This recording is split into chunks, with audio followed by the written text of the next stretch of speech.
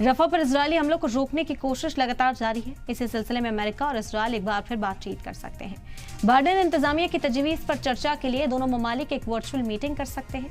ये मीटिंग पिछले हफ्ते होने वाली थी। अमेरिका के national security adviser Jack Sullivan meeting में अमेरिका की क़यादत करेंगे। इस मीटिंग में पेंटागन, वज़ारत दाखिला और अमेरिकी खुफिया एजेंसी के नुमाइंदे शामिल हैं। वहीं नेतन्याहू के कौमी सलामती मुशीर डॉन डर्मर इजरायल की तरफ से बातचीत की क़यादत कर रहे हैं, जिसमें दफाई और खुफिया महके के अफसरान हिस्सा लेंगे। इजरायल के एक सीनियर अफसर ने कहा कि दूसरी मीटिंग अगले हफ्ते जल्द से जल्द मुनक़िद करने का प्रोग्राम है।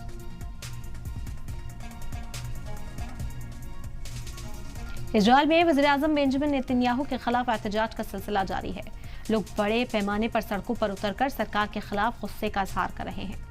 अक्टूबर से जंग शुरू होने के बाद यरूशलेम में पार्लियामेंट हाउस के बाद अब तक का सबसे बड़ा सरकार मुखालिफ एहतजाज हुआ, जिसमें बड़ी तादाद में इजरायली शामिल हुए। तेल अवीव में भी सरकार के खिलाफ एहतजाज किया गया। इजरायली में एहतजाजियों ने हमास की तरफ से बंधक बनाए गए लोगों को आज़ाद कराने और वक्त से पहले इलेक्शन कराने के लिए जंगबंदी का मुआहदा कायम करने की अपील की। तकरीबन 6 महीने की कशीदगी से पीएम नेतन्याहू की क़यादत को लेकर फिर से इख्तलाफात पैदा हो गए।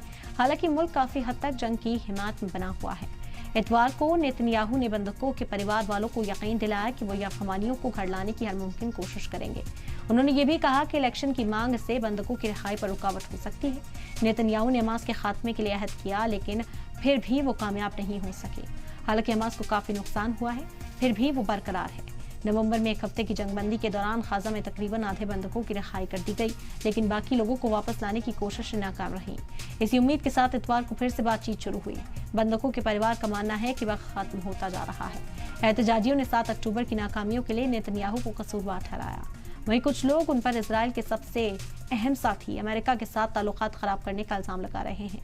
नेतन्याहू पर बदउनवानी के कई इल्जामात भी चल रहे हैं, जो धीरे धीरे अदालतों के जरिए से अपना रास्ता बना रहे हैं।